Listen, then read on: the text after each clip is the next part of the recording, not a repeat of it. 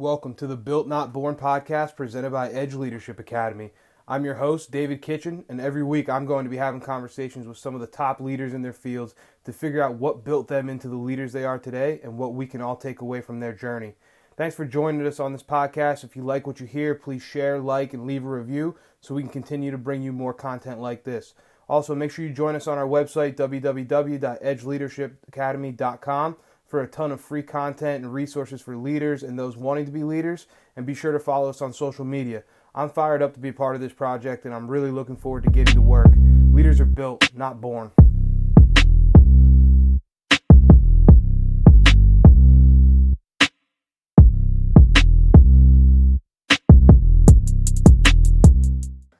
Hey guys, welcome to another episode of the Built Not Born podcast. I'm your host, David Kitchen, and today I get the opportunity to sit down with somebody who I've known for a few years now, and I'm super excited to bring this interview to you guys. I think this conversation is going to have a lot of depth to it. It's going to explore some things that a lot of people think about, but maybe aren't as familiar with. So hopefully we can shed some light on that. So today we have joining us Nicole Erickson. Nicole is a mental performance consultant.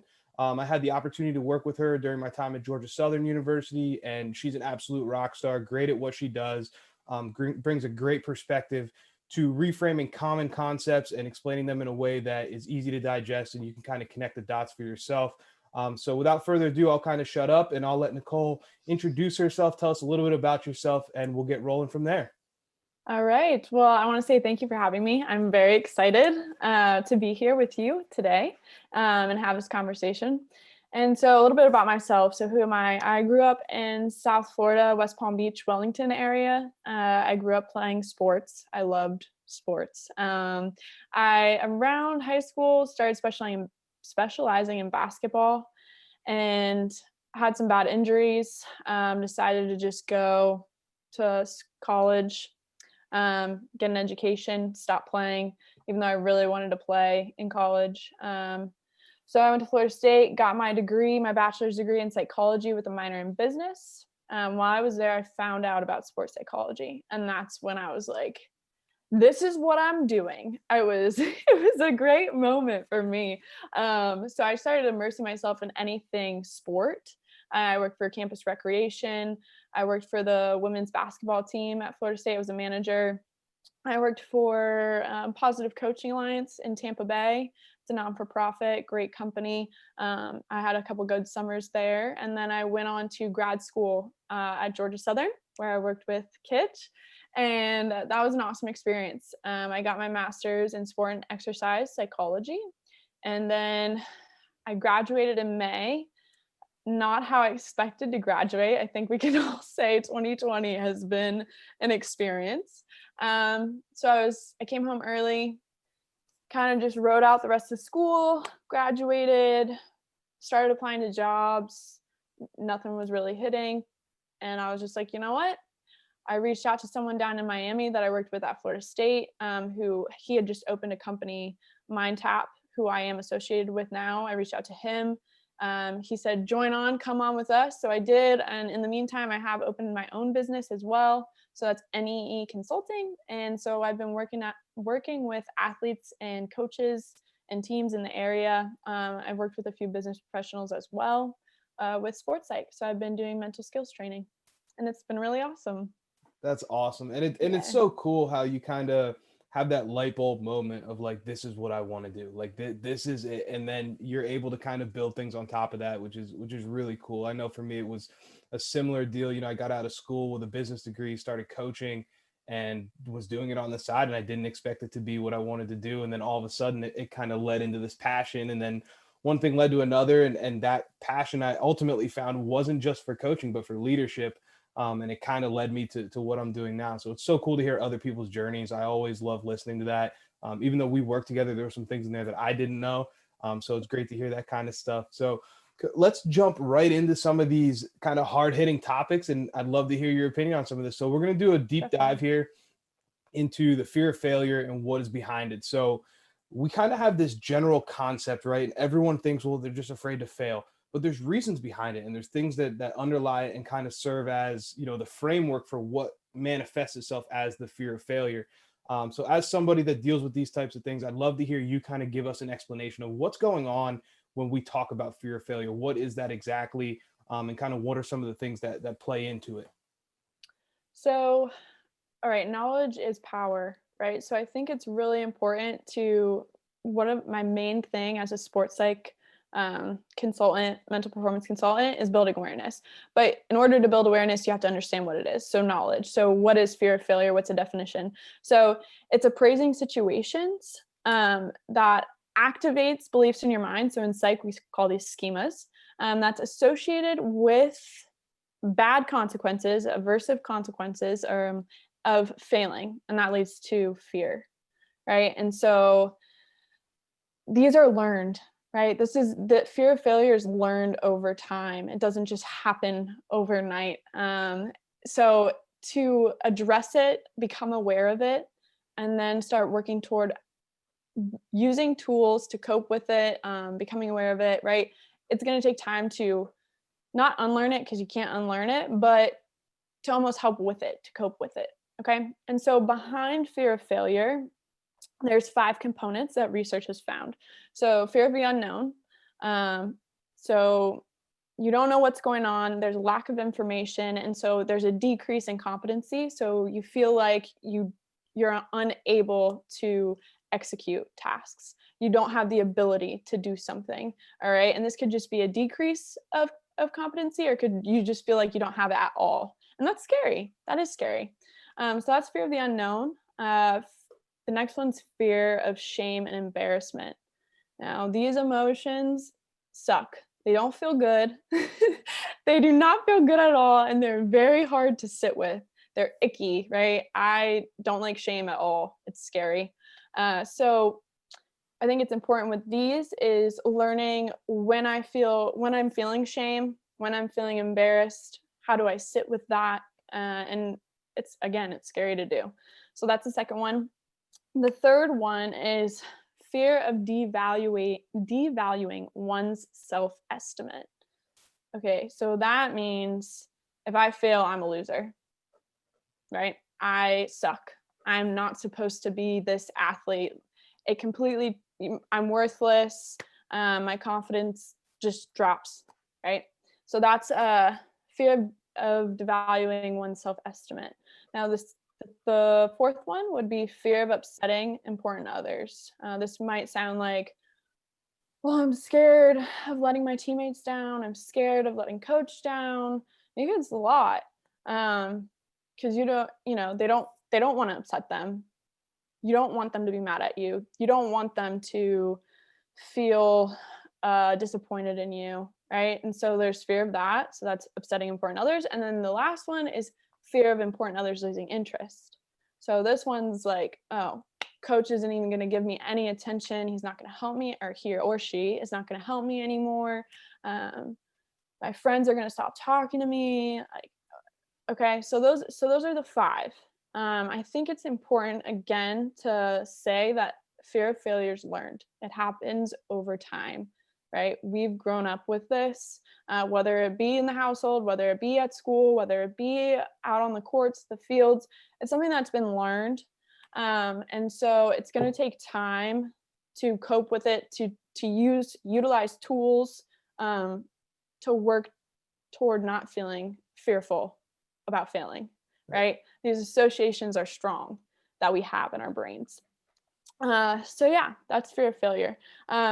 So where I'd go from here is kind of figuring out, all right, in this situation, yeah, I'm scared. I'm scared of failing. Well, what's behind that? And the reason why I gave you these 5 components to fear of failure and told you the definition of fear of failure is you're like, okay, now I know a little bit more of what it could be. Let me put this into words. So I think it's because it's, I'm afraid to feel shamed, and I'm afraid to feel embarrassed. So yeah, those are fear of failure and what's behind it. That makes sense. So the I just jotted down some notes here. Some of the main Mhm. components that I heard there, and I just want to unpack it a little bit further. It sounds to me like what you're saying is with this fear of failure component, it's almost like it's broken down into trying to build your ability to be vulnerable and trying to increase your resiliency are some of the toolbox things that we could possibly use to overcome this. But I think the deeper point here that I want to get into is exactly what you talked about, that it's a learned skill. And I think that people sometimes don't give it enough credit. Like they don't think that, the fear of failure is learned. It's not just something that's inherent in everybody right away. And so, we can do things as coaches and as people and as leaders within our groups to try and help them through these fears of failure. And part of that is by supporting vulnerability, right? And supporting an atmosphere where people can step out and take risks and take chances and put themselves out there and be themselves without that fear of judgment, right? So I'd like to know, kind of, is there a rehabilitation process to that? Like, to say you have a deep fear of failure. Like I like to think of myself that I have a fear of failure. To be honest with you, I'm deeply afraid to fail. Um, but is there a kind of a rehabilitation process for that, or is that something that occurs naturally just by being in the right environments, you think? All right, so I'm gonna answer your question, but I'm gonna hop back. So I think with fear in general is natural. That's the same with shame and embarrassment, right? They're emotions, they happen, they come up. So it is natural to feel fear, Mhm. right? Um, I think vulnerability that you hit on, what was it? It was vulnerability and building resiliency. So yes, I think, and this goes back to emotions, right? We grow up, and it's whether it's unintentional or intentional, we're taught there's good emotions and there's bad emotions. We can feel this, but we can't feel this because those are bad and these are good. um, and again, this could be unintentionally or intentionally, and we're never really taught, okay, this is what you're feeling right now. It sucks, it's what you're feeling, or it's great and it's what you're feeling. Now how can we respond to this while feeling this way? Okay. So I think it's important to know that emotions are just emotions. It's what they are. And I think when we put this label on it that these are bad and these are good, that takes away that vulnerability piece that you're saying, right? Then we can't be vulnerable because we're not allowed to feel that emotion. We can't. It's bad. We gotta feel happy. We gotta be happy all the time. We gotta be positive, right? So it's like, well, no, it's more so, okay, let's sit with this, let's talk about it, let's unpack it. What does that feel like? It's okay to feel that way. Next time we got to respond this way though. When you're feeling this way, like, you got to learn how to sit with it and process it. And that takes time, again, like we said. And that's sort of how you start building that awareness, that, and then you're able to self-regulate and be resilient. So I just wanted to touch on that. Now, you said, is there a rehabilitation for this? Like fear of failure, which again, everyone fears failure. It's natural, it happens. And so rehabilitation, I would say, I'm curious, when you ask that, do you mean like if you fail, how do you recover from it, or when you're feeling fear of failure, how do you So rehabilitate from it? more so like, say I'm a say I'm a coach and I recruit an athlete who I can identify this deep fear of failure within them, and it affects how they play and what they do around the program and what they do around the facility. Is that something that will improve over time just by the environment that they're in? Like, say I have a really good culture that promotes vulnerability and accepts those things. Is that something that will just naturally occur, or is that something that we have to dedicate specific resources to that student athlete or that individual on my team to help them get over that fear of failure? So I think both.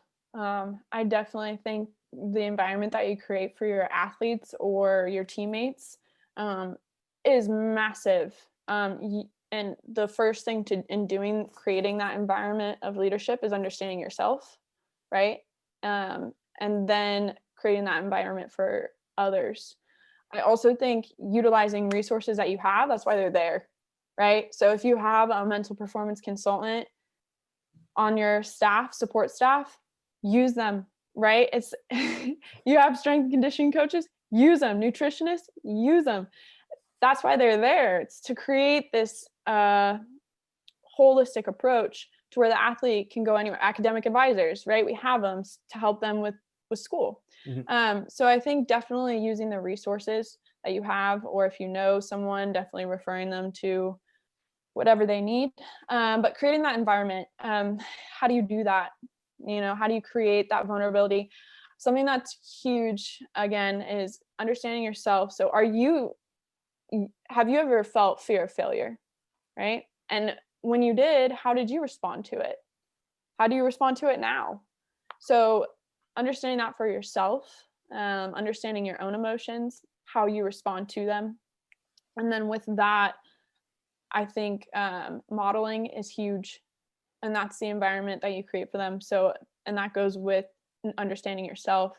If you're expecting them, don't be scared, like go out there and get shit done. And then you're on the sideline and you're not modeling that. You're sitting there and like you could see the fear on your face and you're lashing out in whatever way, whether it's like throwing your clipboard down or whatever, yelling, whatever it is. It's like, okay, well, you're expecting me not to feel fearful and get angry, and you're on the sideline like doing the same thing. So it's like creating an environment where you're modeling the behaviors that you want to see out of your players or out of your teammates.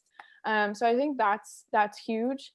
For vulnerability, I think empathy is massive, right? So, and it's not sympathy. When we talked prior to this, that you had a great explanation for sympathy and empathy. Empathy is huge, and it's an understanding, a deeper understanding of what others are feeling, right? Their situations. You may not know their situation, right? Or you may not, but understanding what they're feeling and just saying, yeah, it sucks. This is what we got to do. Yeah, that must have been really hard, but this is what we have to do to get through this. Like, we got to finish out the game. Like, let's go. So having empathy for your athletes or for your teammates rather than just pushing them off to the side. I think you bring up a huge point there with the modeling, though. And I think this is something that sometimes coaches miss. Like, we want to talk about building culture and we want to talk about, creating positive environments and all these different things. But at times we have to be aware of how our behavior can affect the fears and the negative emotions, or quote unquote negative emotions. Because as you said, nothing is bad, right? But those maybe emotions that elicit negative behaviors, we'll put it that way.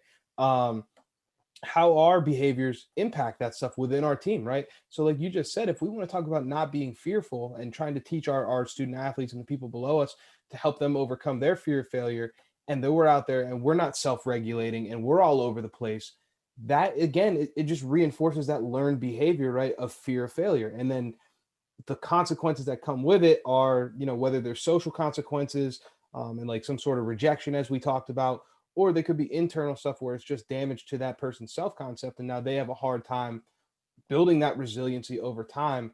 So I think the other piece of that you brought up with the empathy and everything else is just consistency, right? Consistent environment in a consistent direction, that kind of facilitates the growth of these new skills and the unlearning of these fears, which can be difficult at times. And I think you brought up a great point there: the importance of identifying these fears and emotions and conceptualizing them and understanding the connection within yourself, and kind of preaching that introspection to your student athletes or the people within your team. And then obviously, if you have resources to help them through that, utilize those. But I think that's a place that coaches miss sometimes, is the modeling piece when it comes to the quote unquote negative emotions. And I think sometimes that slips through the crack, and coaches chalk it up as, well, I'm fiery or I'm competitive. That's okay. But if it's showing up in ways that reinforce, supposedly bad habits within your team, then you need to examine your own behavior and you need to raise your own self-awareness, and do some things that might change that. And I think at the end of the day, like you said, it's consistency in relationships and consistency in making people feel safe. And that's our number one job as a leader of any type, is to make people feel safe. So we'll jump topics here. Go ahead if you got really something. quick. Yeah, Yeah, because absolutely. you It's hit your on some show. stuff. You hit on some stuff that actually kind of hit home with me. So you mentioned, being fearless, or getting rid of that fear. And I think like every emotion, you can't get rid of it, right? It's there, it's natural. You're gonna feel fear. So I think it's more so understanding it and it's not going to go away, but you know it's there, but you're better able to self-regulate because of that. So it's not being fearless, because you're never going to be fearless, right? Like you're always going to have, I mean, I'm gonna be honest with you, right? Before coming on this podcast, first podcast ever, and I'm like, I'm kind of scared right now because I've never done that. I haven't done this before, so I'm scared, I'm nervous, but I'm also really excited. I'm pumped up. So like, it's always gonna be there, but learning how to manage it, understanding it, and then using tools to execute. Yeah. To just get through and right, consistency, you hit on it. These learned behaviors, it's like a bad habit in sport. So it's like, and that's what's so funny about sports. Like, people come to you and you're like, well, I respond badly to this, or I lack confidence. All right, talk to me one time and I should be better. Well, no, it doesn't work like that. It's been however many years, 20 years, 15 years, where you've been fearful, not knowing how to cope with it, maybe have some maladaptive ways of coping, right? And now you're trying to put in place new things, trying to learn more about it. It's going to take time to become consistent with it. So, right, again, it's like a bad habit in sport. You get a basketball player, college level, has no footwork whatsoever. And it's like, okay, you have to get a shot off like super quick, or you're going down the lane and you got to do a move and it's just not there because the footwork isn't there. It's like, all right, well, I got to teach them footwork so they can get the ball off. They can shoot faster off the pass, off the dribble. And then when they get down in the lane, they can do some sort of move and the footwork's there. That's going to take practice. You got to teach them. They got to be aware of what they're doing now, what's wrong with it, how they're gonna fix it, and then they got to practice, like I said, practice it, and then even in the game, they might not still do it, right? So it takes time, and I think that goes into, as a coach, if this is something that you have to work on too, if it's an athlete that needs to work on it, or if the whole team wants to work on it together, it's gonna take time, and there's gonna be mistakes that are made. Right? You're going to go back to that behavior sometimes because this is what you've learned for a lot longer than just 2 weeks of trying to unpack what fear of failure looks like for you and what emotions come up, and then start using tools. So I think that's important too. It's not going to be consistent right away. And that, yeah. So those are the two things that I wanted to hit on for sure. And I think you bring up some great points there, and I'm gonna get on a soapbox for a second here, but I think with mental performance, right? It was in Sports Illustrated. It's now getting put on ESPN. People are starting to talk about the secret weapon that is mental performance consultants, mental performance coaches, all those types of things. But what these people in between don't realize is like a guy at a top level. So we use Russell Wilson for example. He works with Trevor Moawad, and they do great stuff with the neutral thinking and all that. It's awesome. But that's a process. That's a long-term engagement that time and effort is put into and resources are put into to build those traits. And so for all the coaches out there and leaders, not just coaches, it happens in businesses, it happens everywhere. Everybody wants to bring in a mental performance coach and wants to start doing these things. You have to realize that this is a commitment. And you have to realize that it's something that, like you said, it's not a magic bullet. This isn't going to come in and they're going to give your team a talk for 30 minutes and teach them 2 breathing exercises, and now everybody's fixed all of a sudden. And I think that gets missed so often. And I hear it now that I'm in the consulting side of things, where people will talk to me about culture and they're like, well, how, can you do one meeting? And I'm like, well, one meeting is not going to do anything. That's I can begin to maybe kind of scratch the surface of one topic in one meeting. But to give you actionable tools and things like that, it's going to take time. This is an active engagement. And I think that gets missed at times. So I'm so appreciative to hear you come out and say that and say, hey, listen, this is something that needs to be practiced. This is not a, so-and-so has the yips, send them to Nicole for 20 minutes and okay, they're back and they're fine. Like, that's not the way this thing works. It's like you said, you're trying to override 15, 20, however many years of response patterns, and teach new ones and replace those habits with new habits, while learning a skill. And at times doing some deep self work and being vulnerable and acknowledging things. And so it's uncomfortable. And so it's a really in-depth process that people have to go through, but it's so worth it on the other side. But I think at times, like I said, it just gets missed by people who just want to say, okay, well, we brought a sports psych person in to talk to our team, so we're mentally strong or we're resilient. Now, okay, it doesn't work that way. I'm glad that you did it. I'm glad that you at least made the call, but now make that call every week for the next 6 months. And now you're going to, Right. you know what I mean? Now you'll Don't get what just you check want. the box. Right. And that's exactly it. They want to throw it up on the website or on the, in the newsletter. Like, we brought in a mental performance coach for a 20-minute session with a 50-person team, which means there was no one-on-one time. There was no, actual identification of what individual needs are, because not everybody's the same. That's the other thing that I'm sure you run into, working with teams versus working with individuals. Like, it's not a one size fits all thing. I mean, yes, you can do general skills and tools that will help everybody, but it's a very individualized process to identify your fears and your, behavior patterns and your response patterns to certain things, and then build tools from that. So that's me on my soapbox. I do this about once an episode where I just go on a rant. You got to. Hey, that's the nice thing about having the mic and having my own show. I can just get on here and say what I want to say. Well, and I think, you touched on something that was actually sparked me again. So that uncomfortability. And I think that goes in with the whole, don't feel fear, stop being scared. Like, we can't feel emotions. Like, it is weak, and there's that stigma behind that. But really it's like, well, if you want to do better and execute better, self-regulate, like, and it is uncomfortable, like doing this stuff can be uncomfortable. Being vulnerable can be uncomfortable. So getting past that and really immersing yourself, that's what's going to make the change, right? Actually buying into it, not just checking the box.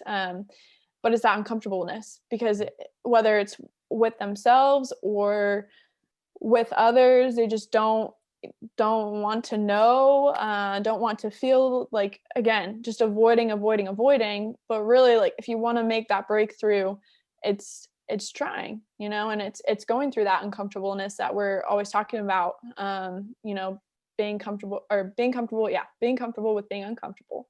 And that's where you grow. It is absolutely. And it's the deep work. It's it's a buzzword now in kind of the self-help community, and people want to talk about doing the deep work. But it's something I did personally, and it is uncomfortable. It's something, I grew up in a single parent household, and this is me being vulnerable here. Grew up in a single parent household, kind of dysfunctional at times, with the father out of the picture, never met my biological father, that type of deal. So I had a lot of things going on that I never dealt with as I got older. And when I finally took the time, and when I say time, I mean years into it's continuing now, to do that work on myself, it was extremely uncomfortable. But every time I made a little breakthrough and I felt a little bit better about things, it almost became, I don't want to say addicting, but something that, like, you almost look forward to how you're going to feel on the other side of this uncomfortable scenario. Like, okay, I know I have to deal with X, Y, and Z issues, but I know how good I'm going to feel 3 months from now when that doesn't bother me anymore. And then you can start to get more and more into your own kind of Pandora's box of issues. And I'm not saying everybody has to dive down and get out their mommy and daddy issues. That's not what I'm saying, but you'd be surprised how much it helps. I mean, I know I feel better as a human now, after doing that, but it was a very uncomfortable 3 to 5 years of doing it, and it can feel lonely along the way, and you feel, you know what I mean? You go backwards and then forwards, and then, it's almost like those diagrams of success that you see on social media, where it's like, it's not a straight line. It's 3 steps, then 4 steps back, then a drop. Yeah, exactly. And so, people don't kind of conceptualize that at times. They think it's like, and I think the same thing happens with general mental health. If you went in and saw a therapist, they think they're going to be better in a week. And it's like, it's going to get worse before it gets better, because we need to unpack this stuff, and get uncomfortable and deal with some things that are below the surface that we haven't been dealing with. But ultimately it's worth it in the long run. So I'm fired up to hear you talk about these kinds of concepts and to hear it from somebody, because I talk about it, but I'm not a sports psychologist. I'm not a mental performance coach. That's not what I do. So to hear from somebody who is in that field, reaffirms me that I'm not out of my mind. But Oh, not also at all. Not also at that all. this is needed. These conversations are needed. So you hit on something in there that I think is pertinent to leadership in particular, and that's the high stress situations. And that leaders do typically operate in a environment where the stakes are a little bit higher. Might be your job riding on a one Wednesday night. If you're a college basketball coach, it could be the difference between having a job, not having a job. If you are a vice president of sales, and you're heading into that last quarter and you guys are behind the eight ball and you need to finish strong, that's a high stress environment. What are some tools that we can use to maintain it? And I don't want to say control our emotions, because we talked about this a little bit before. But what are some things that we can do to kind of self-regulate, or maybe identify and accept those emotions a little bit better within those high stress environments? So if possible, be proactive about this. Like I said, it's going to take time. So I think identifying the emotions, so labeling them when you feel them in certain situations. So what am I feeling right now? I'm feeling angry. Okay, probably should take a minute. And then kind of figuring out, okay, how, or you could think about past situations, but if you're in the moment, it's like, okay, how do I want to respond?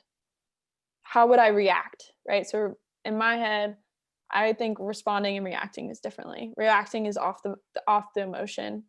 Responding is logically thinking through the scenario and then doing it. Right. So it's like, all right, I know I'm angry right now.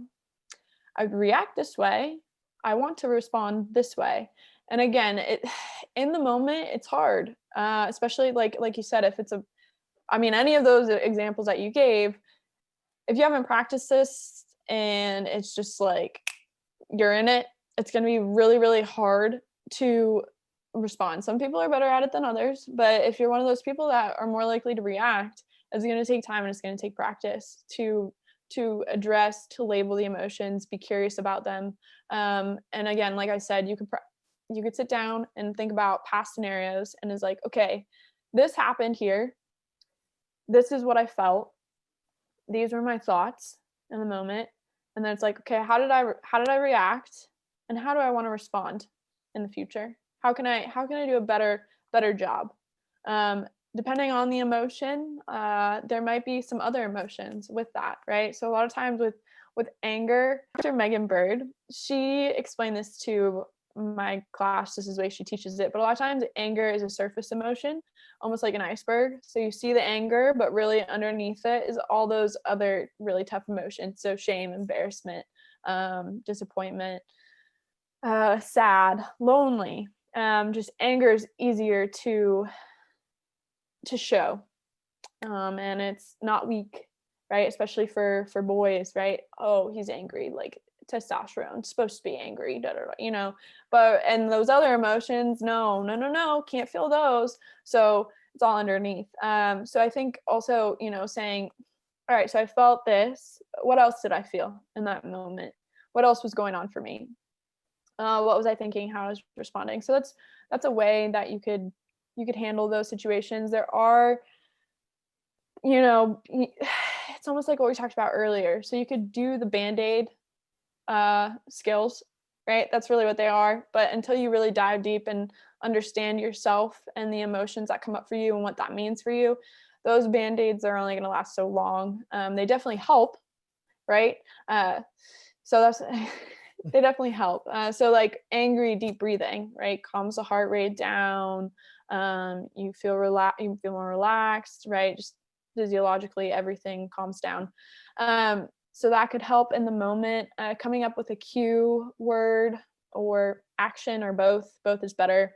So like if you're starting to you start to feel like you're losing control, you're in that red zone, you're seeing red, or you're just not in it, putting in place some sort of action with a word usually helps to almost like reset yourself, whether that's refocusing or just coming back, and then setting that aside, coming back to it later so you don't react to the situation. I put one on my Instagram, clap it out. So it's like centered breath, level up, advancement, and then be present. And then you could clap and just say it to yourself. I've had individuals tape their wrists and write a word on it that's meaningful to them. And so when they look down at their wrists and say the word, read the word. When they start feeling in that red zone, they're really stressed out. I've had people imagine things. So some imagine family members, some imagine their happy place. So it's just kind of like a reset. And again, it's more so like a Band-Aid. I think sitting down and labeling those emotions, understanding what those mean for you, what's going on in your mind and your body. So what are your thoughts? What are you feeling inside your body? What the emotion is, and how you react, how you want to respond, and then working on it. So the next time you feel that way, it's like, all right, I'm feeling this way. What do I want to do? What do I need to do in order to do that? So that makes sense. No, that makes a lot of sense. And I think learning to combine those kind of, Band-Aid fixes with the deep work leads to really good things. And again, using a personal example, like I wear a wristband all the time that says do the work. And that's kind of my reminder to myself that no matter how I'm feeling, I can look down at that thing and it's all right, do the work. And to me, do the work just means not necessarily just come out and just do anything, but it means take action of some sort and start to realize, what do I need to do to work my way through this situation? Because every situation can be worked through, if you're willing to find an avenue. So that's kind of my way of calming myself down and recentering and saying, okay, now it's time to do the work. Now you're back, you're focused. Now, how do I want to, exactly what you said, which was the quote of the episode, how do I respond instead of react to this situation? That I promise you will be on Instagram from me within the next 24 hours, because that was an unbelievable quote, that I think a lot of people needed to hear and needed to understand. This has been so cool, and I'm going to pick your brain here again on some more toolbox stuff, because I think giving the actionable things for people, that they can put in play tomorrow, or at least start to do some homework on, is always a big goal of mine with these podcasts and getting this out of some people.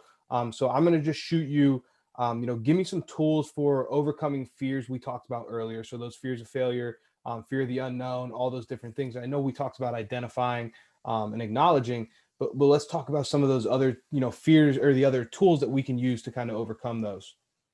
definitely. So I think for fear of failure, defining success and defining failure, right? And not just saying, well, failure is losing, success is winning. No, sit down and go be descriptive, be detailed.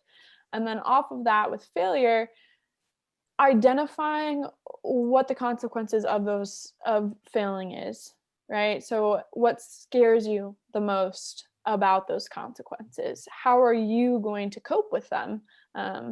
What skills and abilities do you have in your toolbox to work through and push through those repercussions? Some other things. Go ahead. I'm gonna pause you real quick here, guys. If you're listening to this, get a notebook and pen out and start writing down, because this is exactly what we were looking for. So Nicole, I'm gonna let you jump right back into your list here, because this is good stuff. But if you are listening, guys, get a pen, get some paper, go back, listen to this again, because this next couple minutes here is going to be unbelievable. So keep rolling. This is great. I'm gonna take notes as you talk. For sure. So I'm just gonna recap. So that the first one is defining success and defining failure. What does it mean to you? What does it look like? And again, being descriptive with that. Off of that, identifying the repercussions or the consequences to failing, right? And so what scares you the most about those repercussions? So you're putting this in perspective. You're putting your fear in perspective. Okay. So how are you able to cope with the consequences? What skills and abilities do you have in your toolbox to work through and push through those consequences? Some other questions is, how long are you going to let those repercussions affect you? These next two are interesting. And then how much impact will the consequences have on you? And with those two, what's really awesome is you, for yourself, you have the ability, you have the power to decide how long you're going to let those affect you, whether it's bothering you or you just want nothing to do with it. You get to decide how long that bothers you and how long you're going to take to sit with it and then move on. And that's so powerful. And I think that goes back to the self-regulation, right? It's like, it might happen.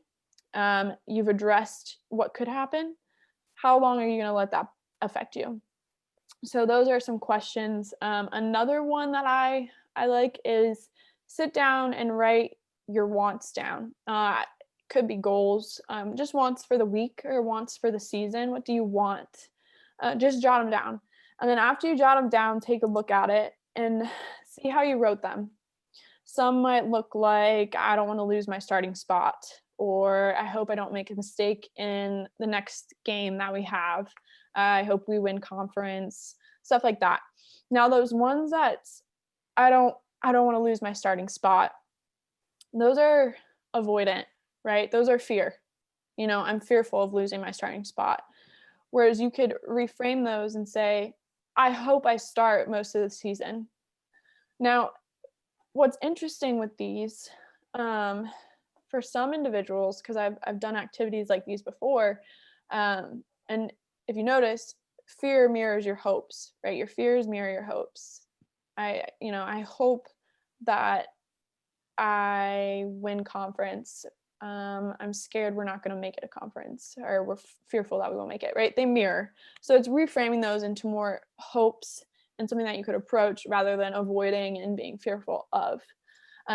Some people are motivated by fear. I've had that come up in session. It's like, oh, reframe these into hopes. They're like, well, hold on. But some of my fears motivate me. I don't see them as fears. I see them as a challenge. And if that's you, then that's you. If you see those as challenges and it motivates you, go for it. Like, embrace it. If fear is something that, if it's more avoidant and it's not helpful for you, then change it into a hope. So just wanted to touch on that just in case, because that's definitely come up before. The other thing, and I hear this all the time, but process versus outcome. We're so focused on the outcome, on external things. If I win, everyone, I'm going to get more follows on Instagram. I'm going to be Instagram famous. We're going to win conference, but we got to win conference. I got to start. I got to, it's all these things. And we lose sight of the process, what we're working on, what we love about the game. And so I think it's important to focus on the process while keeping the outcome in view, right? So it's there, it's out in front of you, but really focusing on that process and being able to be flexible and adaptable with the process. So when I say flexible and adaptable, the wants in your life or the processes that you have, you want to be able to reevaluate those. And really, if they're not working for you, maybe they're too hard, maybe, it's not working or something came up, Corona, okay? Something came up, how am I going to adapt it? How am I going to use this time to work on something new or still try to reach that outcome goal while adapting the process? And that can be challenging and it's tough at times, but working toward being flexible and adaptable. And so when you do that too, it's always good to consider, barriers to the process and how to overcome them. Barriers to the outcome, how to overcome that. Because a lot of times, that fear could tie back to, not winning, losing the outcome, so just reevaluating your process, focusing on that. The little things are what get you to where you want to go, and that's all you can do. So Absolutely.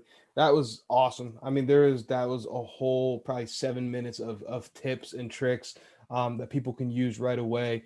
What I'll try and do is go back through this and build a worksheet, and I'll put it on the website so that we can work together on that and see if we can come up with some content for people to take this stuff home, because I know if they're like me, they can't write fast enough. But take the time to listen to that and really digest it, because that's big time. So the next piece of tips we'll go into here are going to be, tips for mindfulness. What are some tips that you have? It's a big buzzword right now. Everybody wants to talk about being present and being mindful. What are just some quick tips, Band-Aid fixes for somebody that's looking to get into some mindfulness? So, and this is important with being present. and just understanding mindfulness. It's being in the present moment. And when your thoughts wander, when you go away, you go on autopilot. Almost imagining like those, being mindful, those as a cloud that just sort of pass through and then you come back. And in that time of it passing through or noticing that you're wandering, being kind to yourself.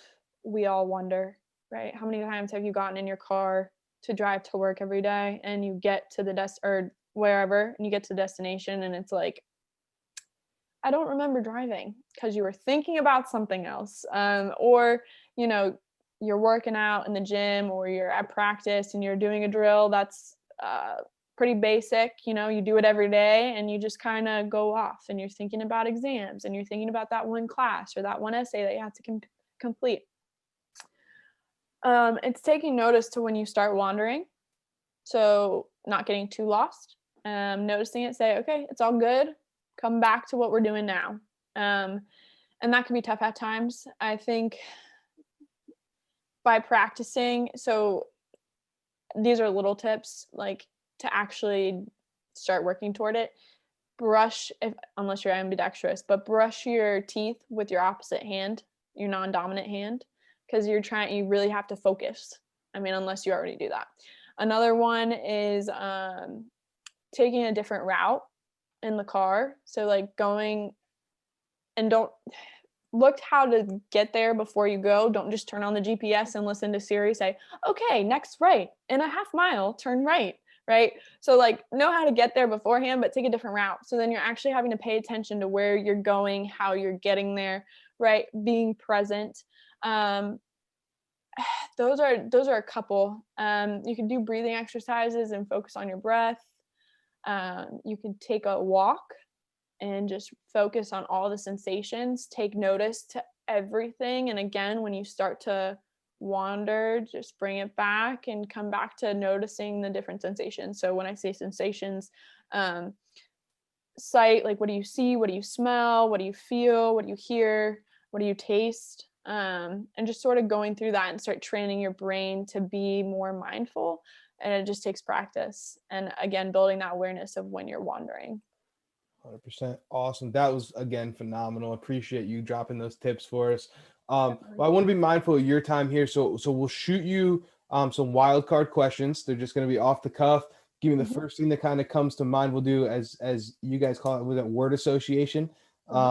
So first one will be the word legacy. What does it mean to you?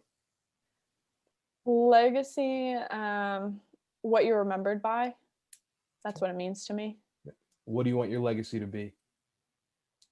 I want to be remembered for the person that I was, which hopefully is a kind and compassionate person. I would say that you are. That's what I want to be remembered by. What's the best piece of advice you've ever received? Ooh, best piece of advice.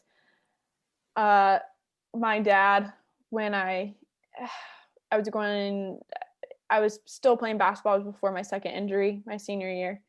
And we were talking about going and playing or not playing. And I could tell my mom really wanted me to play. And he said, you know, you could do whatever you want to do. He said, I promise you that if you put as much, I love basketball and I freaking worked hard at it. Like I was on the driveway or on my back patio, like grinding every day for an hour or two. Like my parents didn't have to tell me to go do it.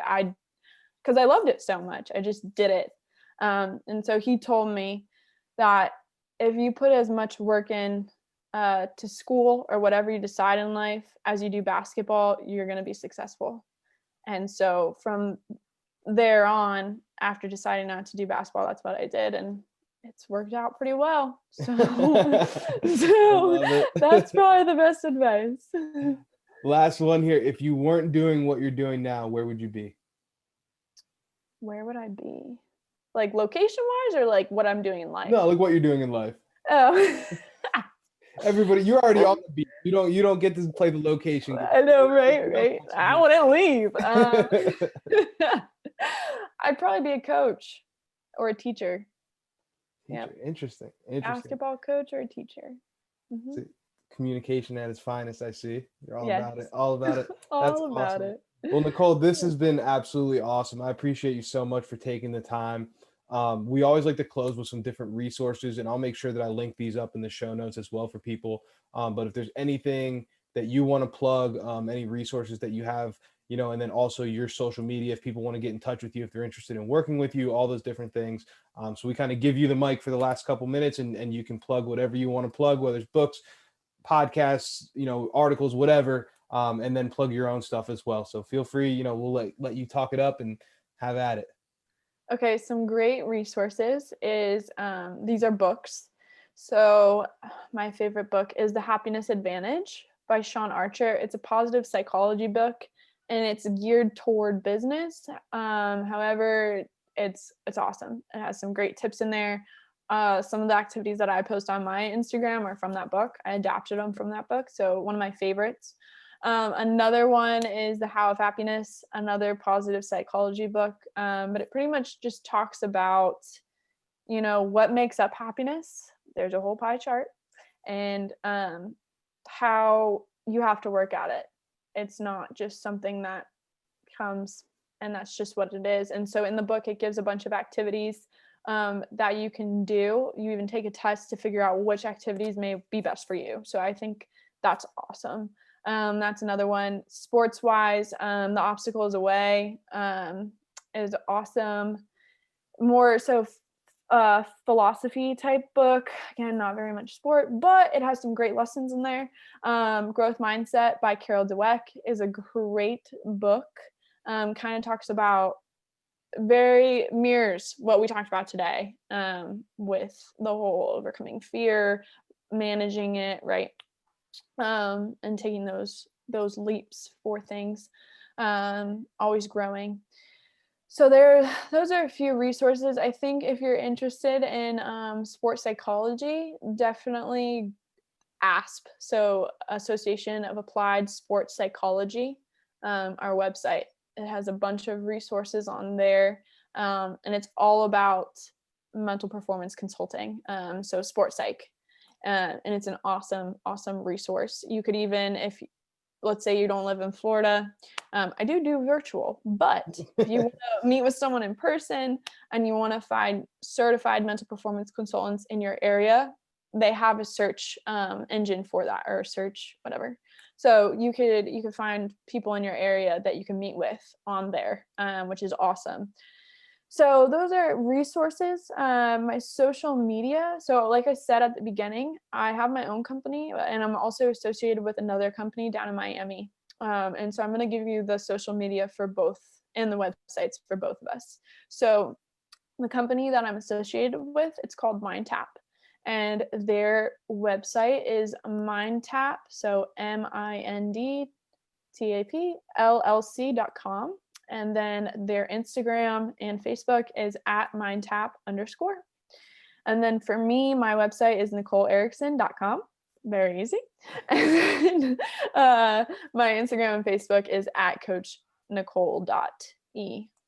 And those are our social media and some resources for you all. Awesome. Thank you so much, Nicole, for taking the time and being on the show. I took a ton of notes and got a lot out of this. This has been really in-depth stuff that I think sometimes gets breezed over and not enough time is spent on it. So hopefully down the road we can have you on again, and get in depth in some more things, as I'm sure people will reach out with questions and follow up stuff. So thanks again. And, if anybody has any questions for me or stuff that you want me to pass on to Nicole, please don't hesitate to reach out. As always, like, share, leave a review, do all that stuff so that we can continue to bring you guys these conversations.